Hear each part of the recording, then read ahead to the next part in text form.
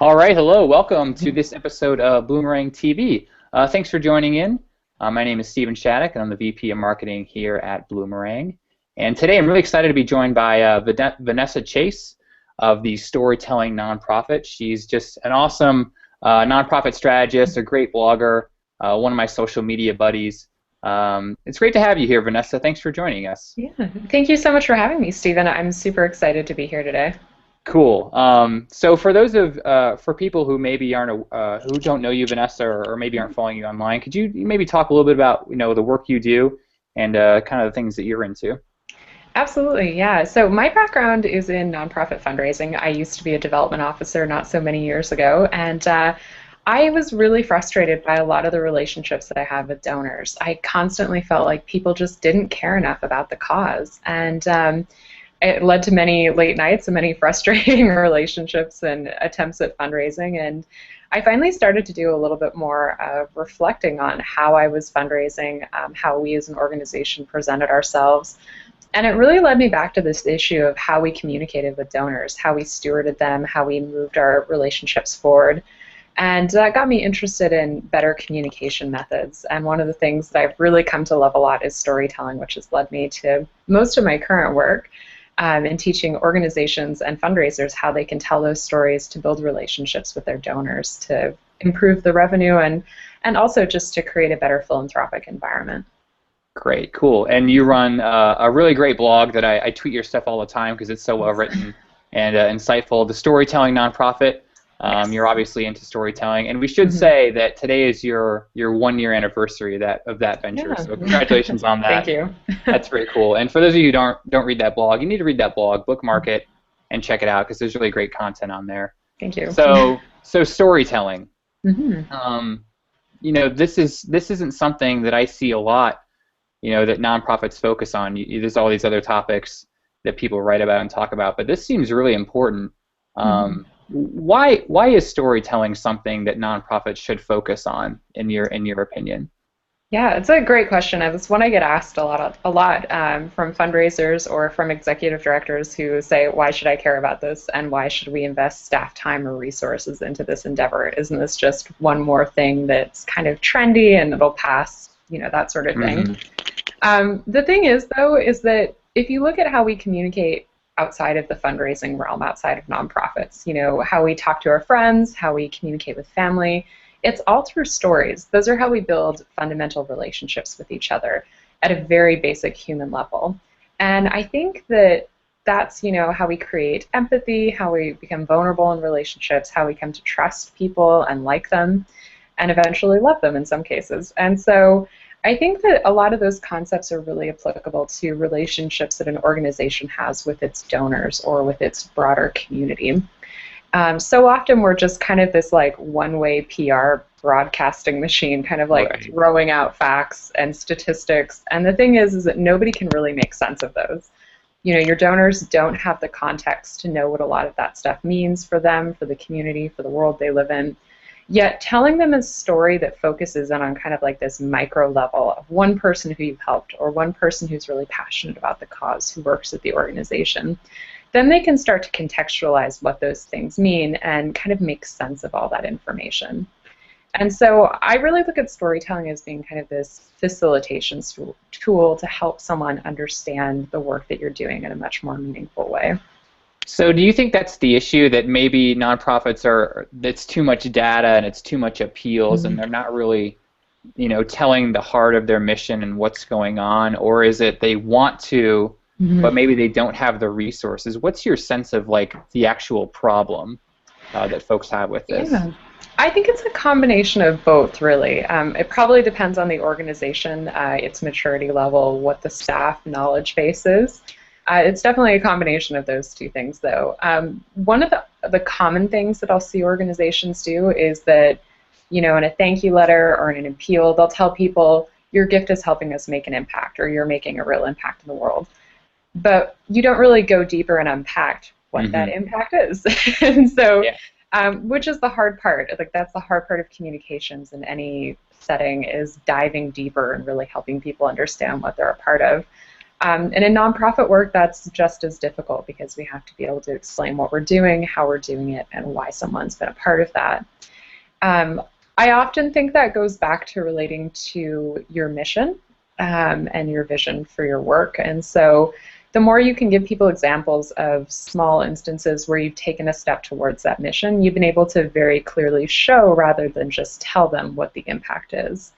And I think that's usually a good place for people to start, is to look at where have you been talking at this very kind of like high level, and how can you break that down a little bit more for people. Whether that's data or whether that's, saying really broad, sweeping statements like you're making an impact or you've been a part of a much larger movement. Well, those are good opportunities to use storytelling and to be able to explain those things a bit more. So you use the term, digging deeper and drilling deeper. What's an example of a story that maybe a nonprofit could tell that's just beyond, you're making a difference? Is it maybe highlighting one person whose life has been impacted by funds? What does that actually look like? Maybe some examples that you've done in your work. Yeah, absolutely. Well, there's so many examples of stories. I think some of the common ones in terms of the types of characters you could feature in a story would be definitely a client success story. Those, I think, are the most common ones that you'll see.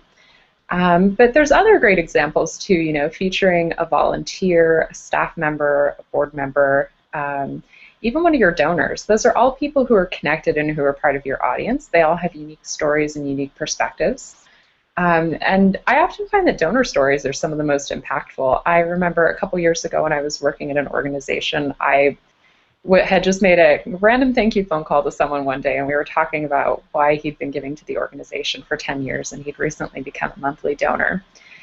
And I'd asked him, and he told me that the reason why was because, and just to give you some context as well, this organization was a social service nonprofit.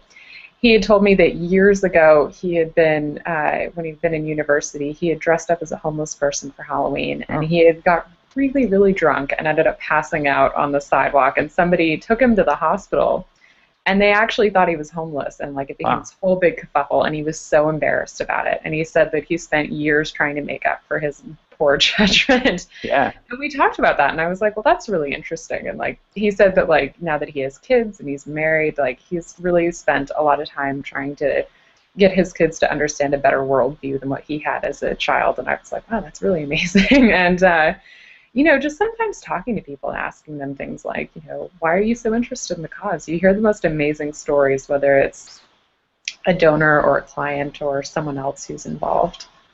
And it seems like you could get these stories, interviewing people. It's not necessarily that the development officer or the ED or whatever has to sit down and write something, off the top of their head. I mean, what are some ways that you can kind of generate or maybe crowdsource these stories? Yeah, I think this is the really fun part of storytelling, actually, because it's such a team sport, and you can really use it as a way to get your whole organization involved in something that's really fun, really positive, and just energizes everybody around the work that you're doing. So often we get caught up in these little details, the minutia of our work, and we kind of lose sight of the bigger picture. But in having an opportunity to tell each other stories first, you really kind of re-energize that the group and what you're doing. I think the best place to start, as I just mentioned, is telling each other stories first. I think that's always kind of the best exercise you can do before you start to tell stories externally.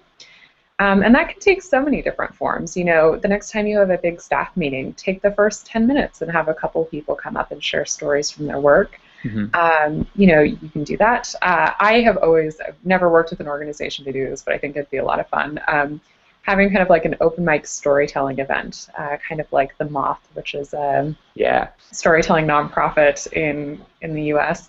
They have these events in different cities where they have people come up and share stories on a certain theme. And I think doing something like that would be a really great opportunity just to build some camaraderie around stories and have an opportunity and a platform for people to share what they're doing. In terms of things that are a little bit more, ongoing, you can build things like a Google form where people can submit stories that they've heard and have kind of a central place to collect them. Also, if you have a company intranet where you're collecting information, you can also keep it kind of in one central place there too. Great. I love those ideas. someone's watching this, they're inspired to make stories, they're ready to get started. What's the impact in your mind? Is it, increased donor retention? Is it new donations? Is it employee morale? Probably is one of them. What are those sort of getting down to brass tacks results that someone could expect to see if they really hone in on storytelling at their organization? Well, I think so much of storytelling is really this transformational thing where once you start to do it, it kind of ripples out into so many aspects of your work. Like you said, employee morale, really changing the culture of your organization and how you approach your mission and vision. And really focusing everyone on that, I think, is a really powerful thing. I think just building better relationships with employees is really important too, and that's, I think, one of the great things that I've seen about storytelling that I didn't necessarily expect in the beginning when I started to explore the area a lot more. In terms of fundraising specifically, I often think about whose chart is that? I think it's Kay Sprinkle Grace's chart. It's the transformational infinity loop, where you kind of look at how people move through the different levels of engagement and how you kind of move them through the fundraising cycle. And one of the things that's really essential on that, which makes sense to me now, is that it's built on this constant loop of feedback and communication between the donor and the organization. And the donor is constantly in this process of evaluating their investment when they've made one. So did this do what they said it would do? Was this a good choice? Do I feel good about this? They're very self-reflective in that process. I think whether it's a major donor or an annual level donor.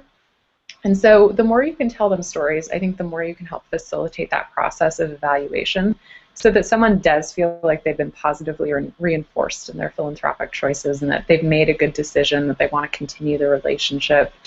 It's a lot of things like that. I think that's a huge impact in terms of retention. I remember a couple years ago when Penelope Burke released some more information on donor wants and needs. I think it was in the Cygnus Donor Survey. She talked a lot about the fact that they wanted to know how their gift was used, and they felt like they would make a second gift if they knew how it was used. Yeah. And so it's amazing to me that we have all this research and data that suggests, that our donors want things like stories and better communications from us. Absolutely. All we have to do is really step up to the plate and deliver. Yeah. All right. Well, let's tell some stories. Great. This has been really inspiring. We're about out of time, but I want to give you the last word to let folks know where they can learn more about you, maybe follow you on Twitter, check out your blog. Where can folks find out more about the work you're doing? Sure, yeah. You can find me on Twitter at Vanessa E. Chase, and you can also find me over at thestorytellingnonprofit.com. Yeah, check that out. And I really loved your post. I don't know if it was today, but it was recently. You actually listed, I think, 25 ways that nonprofits can tell their story. Really helpful. Check that out. Vanessa Chase, this has been awesome. Thanks for joining us on Bloomerang TV. Thanks so much, Stephen. All right. Take care now. Thanks, everyone, for watching.